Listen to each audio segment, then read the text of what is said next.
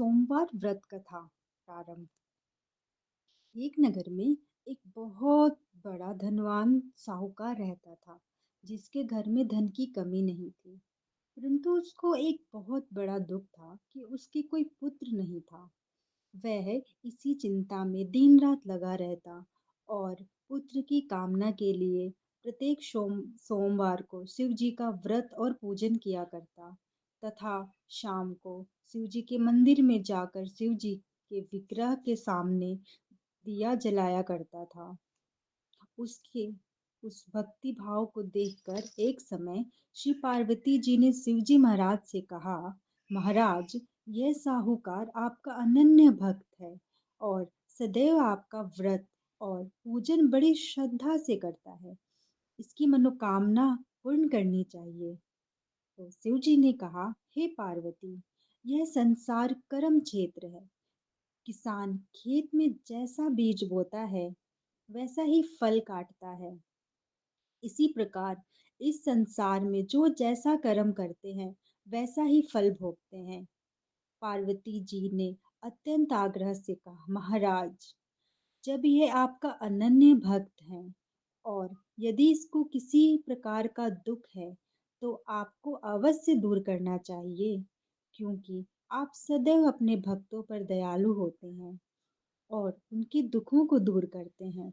यदि आप ऐसा नहीं करेंगे तो मनुष्य आपकी सेवा, व्रत और पूजन क्यों करेंगे? पार्वती जी का ऐसा आग्रह देख शिवजी महाराज कहने लगे, हे पार्वती, इसके कोई पुत्र नहीं है। इसी चिंता में यह अति दुखी रहता है। इसके भाग्य में पुत्र न होने पर भी मैं इसको पुत्र की प्राप्ति का वर देता हूँ, परंतु यह पुत्र केवल 12 वर्ष तक जीवित रहेगा।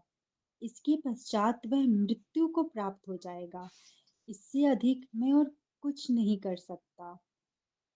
यह सब बातें साहूकार सुन रहा था। इससे उसको न कुछ प्रसन्नता हुई और न ही कुछ दुख हुआ। वह पहले जैसा ही शिवजी महाराज का व्रत और पूजन करता रहा। कुछ समय व्यतीत हो जाने पर साहूकार की स्त्री गर्भवती हुई और 10वें महीने में उसके गर्भ से अति सुंदर पुत्र की प्राप्ति हुई। साहूकार के घर में बहुत खुशियां मनाई गई, परंतु साहूकार ने उसकी केवल 12 वर्ष की आयु जानकर अधिक प्रसन्नता प्रकट नहीं की और ना ही किसी को भेद बताया। जब वह बालक 11 वर्ष का हो गया तो उस बालक की माता ने उसके पिता से उसका विवाह करने के लिए कहा। तो वह साहूकार कहने लगा कि अभी मैं इसका विवाह नहीं करूंगा, अपने पुत्र को काशी पढ़ने के लिए भेजूंगा।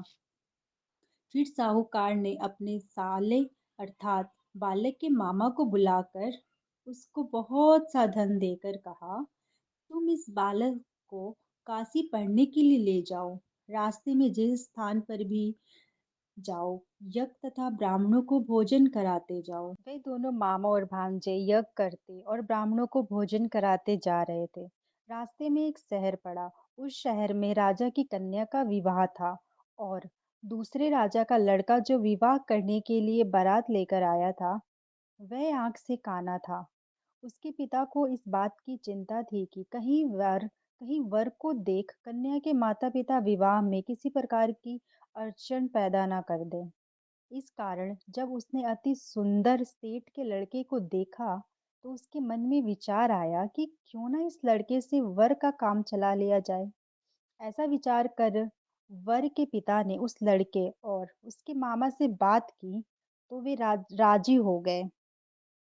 फिर उस लड़के को वर के कपड़े पहना तथा घोड़ी चढ़ा कन्या के दरवाजे पर ले गए और सब कार्य प्रसन्नता से पूर्ण हो गया। फिर वर के पिता ने सोचा कि यदि विवाह कार्य भी इसी लड़के से करा लिया जाए तो क्या बुरा है।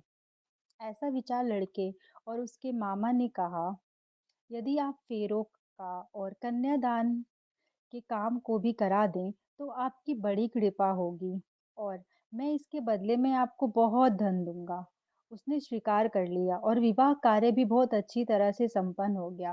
परंतु जिस समय लड़का जाने लगा तो उसने राजकुमारी की चुनरी के पल्लू पर रख दिया।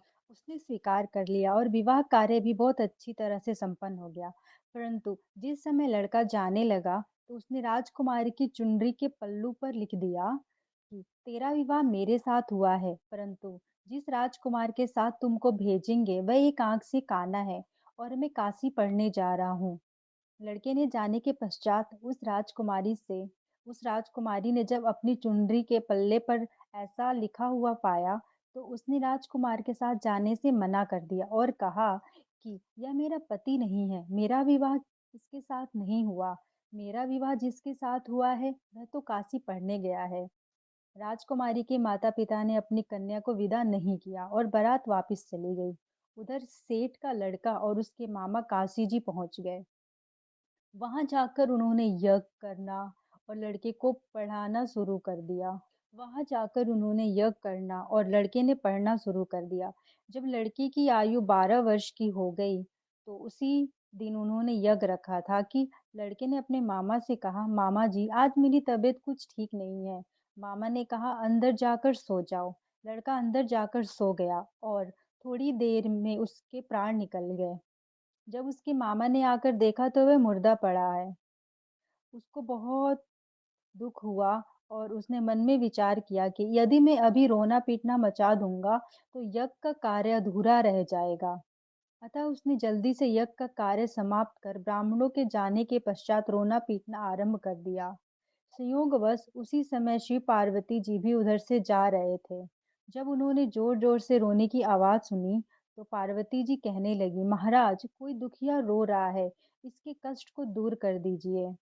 शिव पार्वती ने पास जाकर देखा तो वहां एक लड़का मुर्दा पड़ा था।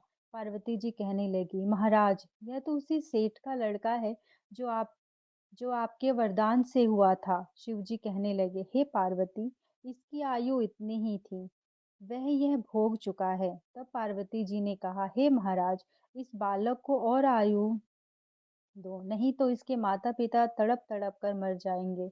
पार्वती जी के बार-बार आग्रह करने पर शिव जी ने उसको जीवन वरदान दिया और शिवजी महाराज जी की कृपा से लड़का जीवित हो गया। शिव जी और पार्वती जी कैलाश पर्वत चले गए। तब वह लड़का और मामा उसी प्रकार यज्ञ करते और ब्राह्मणों को भोजन कराते अपने घर की ओर चल पड़े। रास्ते में उसी शहर में आए जहाँ उसका विवाह हुआ था। वहां पर आकर उन्होंने यज्ञ आरंभ कर दिया, तो उस लड़के के ससुर ने उसको पहचान लिया और अपने महल में ले जाकर उसकी बड़ी खातिर की साथ ही बहुत से दास दासियों सहित आदर पूर्वक लड़की और जमाई को विदा किया। जब वह अपने शहर के निकट आए तो मामा ने कहा कि मैं पहले तुम्हारे घर जाकर खबर कर आता हूँ। जब उस लड़के का मामा घर पहुंचा, तो देखा कि लड़के के माता-पिता घर की छत पर बैठे हैं और यह प्रण कर रहे हैं कि यदि हमारा पुत्र सकुशल लौट आएगा तो हम राजी खुशी नीचे आ जाएंगे, नहीं तो छत से गिरकर अपने प्राण दे देंगे। इतने में उस लड़के के मामा ने आकर यह समाचार दिया कि आपका पुत्र आ चुका है, तो उनको विश्वास नहीं आया। तब उसके मामा ने शपथ पूर्वक कहा कि आपका पुत्र अपनी स्त्री और बहुत सारा धन साथ लेकर आया है।